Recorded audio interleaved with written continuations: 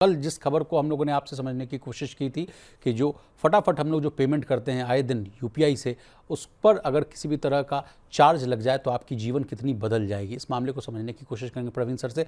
आज उस पर सर एक बड़ा अपडेट ये आ रहा है सर कि 2000 रुपये से ऊपर तक अगर आप यूपीआई का ट्रांजैक्शन अगर आप करते हैं, यूपीआई ट्रांजैक्शन करेंगे तो आप पर चार्जेस लग सकती है। कल तक ये नंबर डिस्क्लोज नहीं हो पाया था सर, तो क्या ये सटीक बात है, सटीक खबर है सर? क्या आप 2000 रुपये से ऊपर का अगर यूपीआई पेमेंट करेंगे तो और पैसे कटेंगे क्या?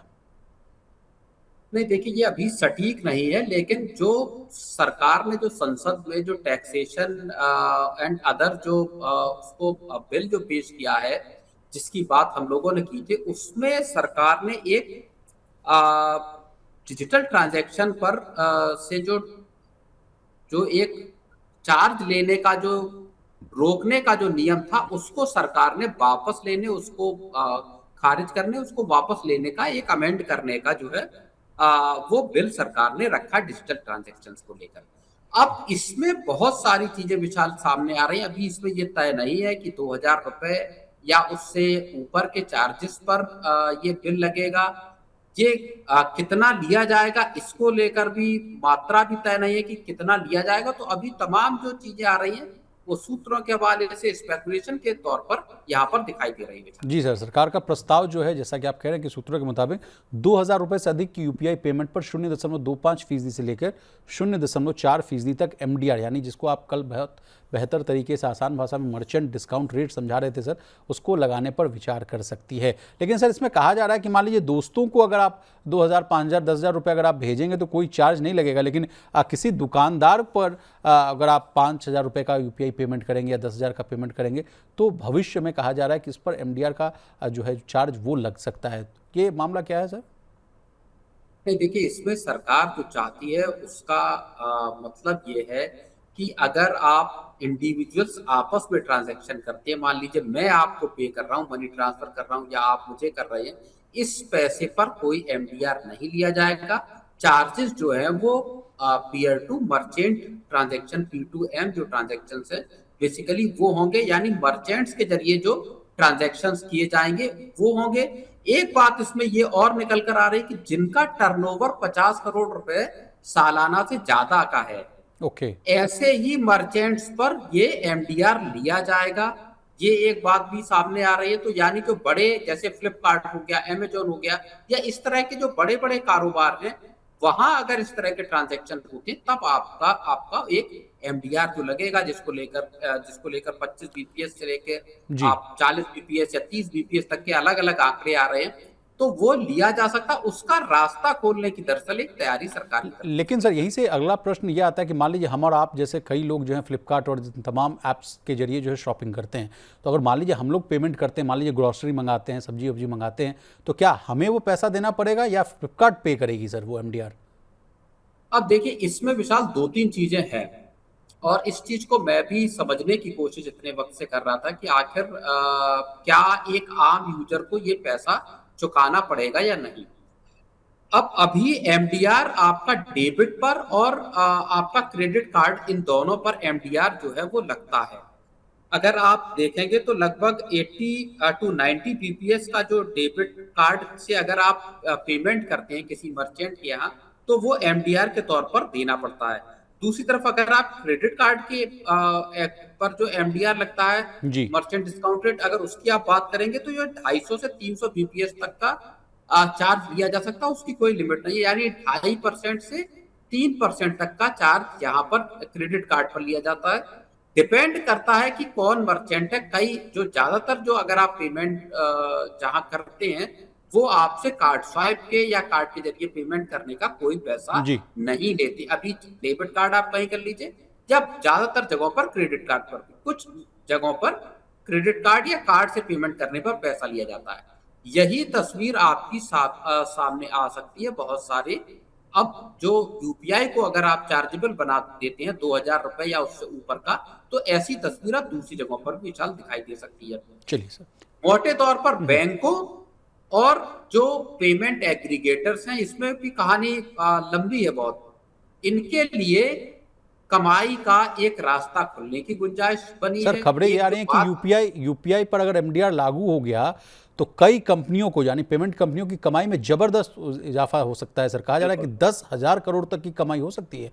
ये समझाइए सर ये मामला। नहीं, 10,000 करोड़ की कमाई सीधे तौर पर 10,000 क्या, अब और कई खबरें ऐसी हैं जहां बता रहे कि 13,000 करोड़ तक कमाई जा सकती है जी, अगर 25 से 30 बीपीएस तक का चार्ज अगर एमडीआर पर लगाया कल तो आप गया। बता भी रहे तो थे सर ये कि शेयर, इनके शेयरों में भी अच्छी खासी तेजी आ रही है। बिल्कुल बिल्कुल, चाहे आप पेटीएम देख लीजिए, जो तमाम जो कंपनियां हैं जो लिस्टेड हैं इस फिनटेक सेक्टर की, कंपनियां। उनके शेयरों में इजाफा इजाफा उनके में देखा गया। तो सर ये कैसे अब होगी इसमें कमाई, दो ये बताइए। रिपोर्ट इस ये एमडीआर के जरिए, देखिए अब सरकार ने बिल ला दिया। इस बिल के जरिए एक रास्ता खुलेगा कि आप जो यूपीआई का पेमेंट कर रहे हैं 2,000 या उसके ऊपर का, तो उस पे कमाई का रास्ता खुलेगा। अब आप समझिए कि वैसे तो 2,000 रुपए या उससे ऊपर के जो ट्रांजेक्शन्स हैं, अगर आप उनको वॉल्यूम वाइज देखेंगे तो वो सिर्फ और सिर्फ 5% बैठते हैं टोटल वॉल्यूम का। ठीक जो है। 23 मिलियन, जो 23 अरब जो ट्रांजैक्शन मान लीजिए जो जुलाई में दिखाई दिए, मान लीजिए जी, इसमें यूपीआई के जरिए, उसमें आप समझिए कि 5% ट्रांजैक्शन ही ऐसे हैं जो 5,000 रुपए से ऊपर के हैं सर। और देश भर में जो यूपीआई पेमेंट्स जो हो रही है उसकी तादाद 88% के आसपास है तब।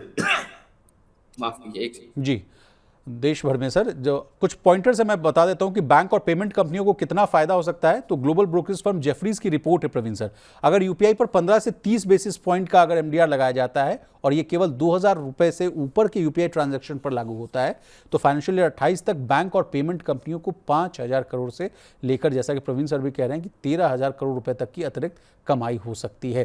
अब इतनी मैं जी, मैं दूसरी बात कह रहा था, 5% के टोटल ट्रांजैक्शन में इनका हिस्सा है आपका जो 2,000 या ऊपर के नोट है, अगर आप वॉल्यूम को देखेंगे यूपीआई के। जी, लेकिन अगर आप जब वैल्यू को देखते हैं तो ये 65% से ज्यादा की वैल्यू बनाते हैं। ओवरऑल जो जो 30 लाख करोड़ के ट्रांजैक्शन हुए उसमें 35 लाख, जो 65% ट्रांजैक्शन है वो वैल्यू आपकी बैठती है 2,000 या उससे ऊपर की। इससे आप अंदाजा विशाल ये लगा लीजिए कि कितना बड़ा अमाउंट बैठेगा जब आप 25 या 30 बीपीएस या 2.5% या 3 जो उसका अगर आप हिस्सा लेते हैं इसमें एमडीआर। एमडीआर के तौर पर, तो ओके, ये बड़ा नंबर बैठेगा। 10,000 रुपए पे 25 रुपए या 1,000 रुपए पे 2.5 रुपए। जी, इस नंबर का अब आरबीआई, जब चूंकि सरकार ने अब ये अगर बिल ले आई, ये बिल पास हो जाता है, उसके बाद रिजर्व बैंक इसमें गाइडलाइन बनाएगा कि साहब जो जो एमडीआर के जरिए पैसा आएगा वो पैसा दरअसल डिस्ट्रीब्यूट कैसे होगा, जी, बैंकों के पास कितना पैसा जाएगा, और जो पेमेंट गेटवे हैं, आपका पेटीएम हो गया, फोन पे हो गया, इस तरह के इनके पास क्या शेयर जाएगा। इसी वजह से इनके रेवेन्यू बढ़ने की उम्मीद है। बर्नस्टीन और जेफरीज दो बड़ी रिपोर्ट आई है जिसमें जेफरीज ने ये कहा है कि एक बड़ा रेवेन्यू का एवेन्यू खुल रहा है इन कंपनियों के लिए, लेकिन इनको इस पैसे का बहुत ही समझदारी से इस्तेमाल करना होगा क्योंकि ये पैसा काफी इनके लिए महत्वपूर्ण है। नहीं तो दूसरी जो जी, चीज जो बंस्टीन ने कही है, उन्होंने कहा है कि इन कंपनियों का 3,000 करोड़ रुपए का प्रॉफिट पूल तैयार हो सकता है इन कंपनियों के लिए, जिसपे कोई इनकी इंक्रीमेंटल कॉस्ट नहीं लगने वाली बहुत ज्यादा, क्योंकि यूपीआई का देखिए पूरा इंफ्रास्ट्रक्चर तैयार है। अब उसमें आपको कोई तकनीकी तौर पर बहुत अपग्रेड नहीं करना, आपका लेकिन बेस सर तैयार कल है। कल अब तो जो जो हम लोग पैसा चर्चा कर आएगा, रहे थे, कल तो हम, आप माफी चाहूंगा आपको रोक रहा हूं, कल तो हम लोग जो चर्चा कर रहे थे उसमें यही बात कहा जा रहा था कि कोई पैसा नहीं लग रहा, सब कुछ फ्री है, लेकिन आरएनडी पर कोई आदमी खर्च नहीं कर पा रहा है, कुछ इसको जो है फ्यूचर प्रोस्पेक्टिव इसका जो है बदलाव करने के लिए उस पर पैसा खर्च नहीं हो पा रहा है, हाँ, इसलिए सरकार का ये प्लान है। फिर आज ये विरोधाभास जैसा स्टेटमेंट कि क्यों? सरकार, हाँ, इस चीज को लेकर भी खबरें आई कि सरकार जो दे रही है वो सरकार दे रही है 2,000 करोड़ रुपए तक का इंसेंटिव। 1,500 करोड़। जी, 1,500 करोड़, हाँ जी, उसमें बजट में 2,000-2,100 करोड़ जी, रुपए जी, तक जी। के प्रावधान है। और खर्च हो रहा है इनका 10,000 करोड़ के आसपास। खर्च को इनका बताया जा रहा है कि 10,000 करोड़ रुपए तक का सालाना का खर्च है। जी, जो बड़ा खर्चा इनके इंफ्रास्ट्रक्चर को अपग्रेड करने, बड़ा करने पर माना जा रहा है। लेकिन अब जो बर्नस्टीन की जैसी रिपोर्ट है उस हिसाब से तो ये कह रहे हैं कि साहब कोई बहुत बड़ा, एक एक जो कंपनी को अगर आप देखेंगे, हो जी, सकता है एनपीसीआई का खर्च बड़ा हो, क्योंकि यहाँ पर जो पूरा का पूरा इंफ्रा जो यूपीआई का टिका हुआ है वो दरअसल एनपीसीआई का बनाया गया इंफ्रा विशाल है। Okay, okay. अब प्रवीण सर, एक लास्ट सवाल मैं आपसे पूछूंगा कि ये तो बात हुई कि मान लीजिए इन लोगों की जो है 10,000 करोड़ से लेकर 13,000 करोड़ तक के आसपास की कमाई होगी, लेकिन कल एक बात हम लोग भी चर्चा कर रहे थे कि ग्राहकों पर ये बोझ कहीं ना कहीं डायरेक्ट वे पर पड़ने वाला है, क्योंकि मान लीजिए हमसे आप पैसा नहीं लेंगे, लेकिन मान लीजिए जिसको हम पे कर रहे हैं उनको ये चार्जेस देना पड़ेगा, एमडीआर, लेकिन वो भी तो कहीं ना कहीं हमसे ही वसूलेंगे सर, तो उनकी तो 13,000 करोड़ की कमाई होगी, हमारा क्या होगा?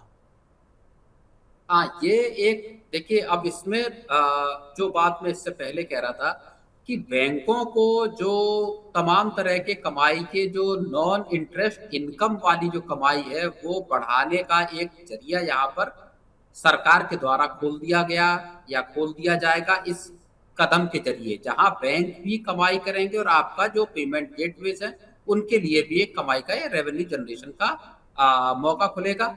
ग्राहकों के एंड पर ये चीज आ सकती है, हो सकता है कि आने वाले वक्त में जब आप यूपीआई ट्रांजैक्शन करें तो मर्चेंट जो बैंक का जो भी आपका मर्चेंट है जिस पर आप ट्रांजैक्शन कर रहे हैं, वो हो सकता है आपसे कहे कि साहब इस आपने मान लीजिए 15,000 रुपए का खर्च किया, तो जी। हो सकता है इसको एक चार्ज के तौर पर वसूलें। अभी भी अगर आप देखेंगे तो एयरलाइंस के अगर आप टिकट वगैरह बुक करते हैं या मूवी टिकट बुक करते हैं तो बहुत सारे जो आपके ई कॉमर्स साइट हैं या ऑनलाइन साइट हैं, वो साइट्स हैं, वो आपसे प्लेटफॉर्म फीस के तौर पर, कन्वीनियंस फीस के तौर पर आप तो कल बता रहे पैसा थे कि ऑलरेडी क्रेडिट कार्ड आपसे से ले लेते विशाल हैं। पेमेंट करने जाओ तो अपफ्रंट होके मांग लेते हैं कि भाई अगर आप क्रेडिट कार्ड से मुझे हाँ, पैसा बिल्कुल। दे रहे हैं तो आप मुझे चार्जेस दीजिए। 2% का तो तयशुदा चार्ज है अगर आप क्रेडिट कार्ड से ऐसी जगहों पर पेमेंट करते हैं जो जिनके बारे में यह माना जाता है कि आमतौर पर यहाँ क्रेडिट कार्ड से पेमेंट आप नहीं कर सकते। ऐसे ही अगर दुकानदार या ऐसे अगर मर्चेंट सर्विस देते हैं तो वो उसके लिए 2%, कोई 2.5% का चार्ज लेता है।